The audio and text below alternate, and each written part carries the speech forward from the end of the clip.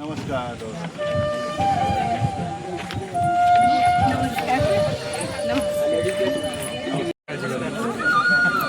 नमस्कार. नमस्कार.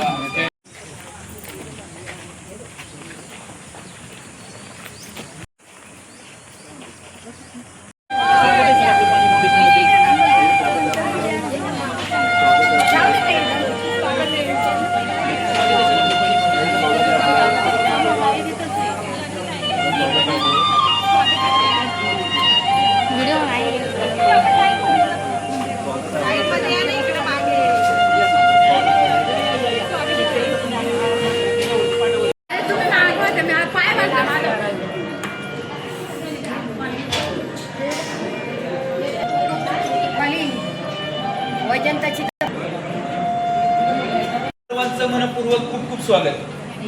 आपण सर्वजण खूप दूरचा प्रवास करून मनामध्ये खूप आशा अपेक्षा घेऊन आणि शेतीमध्ये बदल करण्यासाठी या ठिकाणी ह्या ट्रेनिंगसाठी आलेले आहेत.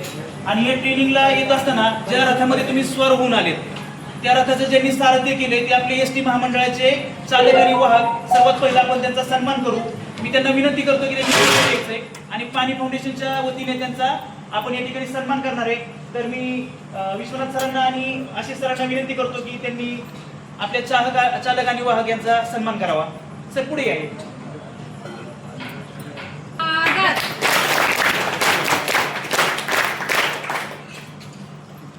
या ठिकाणी जर ओळख असेल तर आपल्याला या ठिकाणी वावरायला जरा थोडंसं सोपं जाईल. आणि जर आपल्याला परिसराची ओळख नसेल तर आपला थोडासा गोंधळ निर्माण होऊ शकतो. यासाठी आपण काय करू, या परिसराची थोडीशी ओळख करून घेऊया. हा जो परिसर आहे तो युसुफ मेहराली हा परिसर आहे. आणि त्याच्यामध्ये आपलं जिथं आपण उतरला तिथंच आपल्या त्याच्या डाव्या साईडला तिथं प्रशिक्षण हॉल असणार आहे. आणि ज्या ठिकाणी आता आपण बसतोय त्या ठिकाणी आपला चहा, नाश्ता आणि जेवण याची सोय केलेली असणार आहे. हे आपल्या संस्थेचं कॅन्टीन आहे. तर या कॅन्टीनचा एक नियम आहे, अतिशय चांगला नियम आहे तो, की तुम्हाला जेवढं लागेल तेवढं इथं आपल्याला अनलिमिटेड जेवण भेटतं. तर आपल्याला सर्वांना काय करायचंय, जसं लागेल तसं आपण जेवण घ्यायचंय. आपल्या ताटामध्ये फक्त उष्ट आणि खरकट ठेवायचं नाही. हा आपल्या कॅन्टीनचा नियम आहे. त्याच्याबरोबर त्यांचा एक दुसरा एक नियम आहे आणि खूप छान नियम आहे तो, की आपण ज्या प्लेटमध्ये नाश्ता केलाय, जेवण केलंय किंवा चहा घेतलाय ते आपण आपली प्लेट स्वतः धुवून त्या ठिकाणी तिथं ठेवायची असते. हा त्यांचा एक दुसरा नियम आहे. त्यानंतर आपली जी निवासाची व्यवस्था केली ती निवासाची व्यवस्था आपल्याला सर आणि मॅडम दाखवतीलच. त्याआधी तुम्हाला सांगतो, हा जो कॅम्पस आहे हा पूर्ण निसर्गरम्य परिसरात आहे.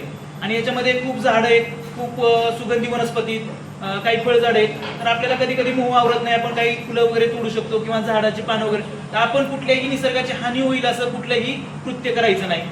आणि 3 दिवसामध्ये कुठलंही व्यसन करायचं नाही. हा नियम फक्त आपण पाळायचा आहे. बाकी तुमच्यासाठी इथं दुसरे कुठले नियम नाही. तर आता मी सरांना आणि मॅडमना विनंती करतो की ज्या सर्व महिला मंडळी त्या आमच्या अंकिता मॅडम आणि कल्याणी मॅडम यांना त्यांची राहण्याची व्यवस्था दाखवतील. त्यांनी त्यांच्या बरोबर जायचंय. आणि जे काही पुरुष मंडळी आहेत ते सर्व आमचे बाळकृष्ण सर आणि विजय सर यांच्या बरोबर जायचंय. ते त्यांना राहण्याची व्यवस्था दाखवतील. आणि मग आपण तिथून पुढे